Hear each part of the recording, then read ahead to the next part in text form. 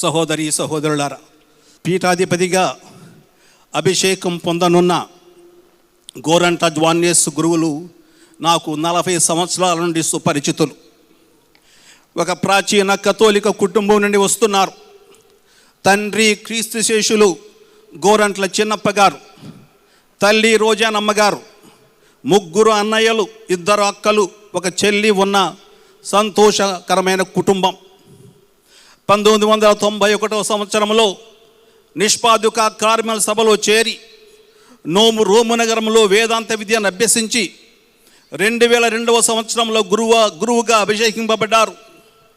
కొన్ని సంవత్సరాలు ఖమ్మం మేత్రాసనంలో విచారణ గురువుగా పనిచేసిన తరువాత రోమాపురులు బిబ్లికం సంస్థలో బైబిల్ చదువుకొని వెంటనే పాంటిఫికల్ గ్రెగోరియన్ యూనివర్సిటీలో డాక్టరేట్ చదువులను ముగించి మన దేశానికి తిరిగి వచ్చి విచారణ గురువుగా, ప్రొవిన్షియల్గా, ప్రొఫెసర్గా, ఆ తరువాత వారి సభలో డెఫినేటర్ జనరల్గా, ఆ తదుపరి రోములోనే ఇంటర్నేషనల్ సెమినరీ డైరెక్టర్గా, బైబిల్ పండితునిగా సేవలు అందించారు.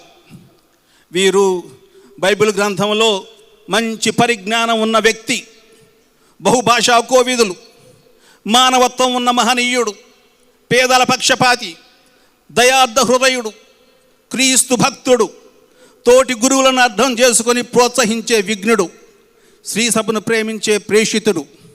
ఇతడు అందరివాడు. మరి మీకు తెలుసో తెలియదో, విజయవాడ మెత్రాసనానికి, కర్నూలు మెత్రాసనానికి ఒక చిన్న బంధం ఉంది తండ్రి గారా.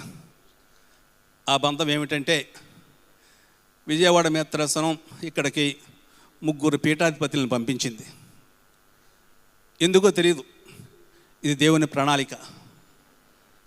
మొదటిగా వచ్చిన వారు అప్పుడు మాథ్యూ చెరియన్కుల పీఠాధిపతి గారు. ఆ తరువాత వచ్చిన వాళ్ళు గోరంట్ల జ్వాన్యేస్ సీనియర్. ఆ తరువాత వచ్చిన వాళ్ళు గోరంట్ల జ్వాన్యేస్ జూనియర్. ఎందుకో మరి ఈ బంధం మీకు మాకు చాలా పెద్ద బంధం ఏర్పడింది. కాబట్టి మనందరం ఈ దైవ ప్రణాళికను అందరూ మనసులో ఉంచుకొని మనకు నూతన పీఠాధిపతులైన జ్వాన్యేస్ పీఠాధిపతి గారి కొరకు ప్రత్యేకంగా ప్రార్థించాలని మిమ్మల్ని అందరినీ మనపూర్వకంగా కోరుతున్నాను. అదేవిధంగా మేము కూడా విజయవాడ మెత్రాసనంలో ఆయన కోసం, ఆయన చేసే పరిచర్య కోసం ప్రత్యేకంగా ప్రార్థిస్తాం. అలాగే మీ కొరకు కూడా ప్రార్థిస్తామని మాట ఇస్తూ ముగిస్తాను. Thank you.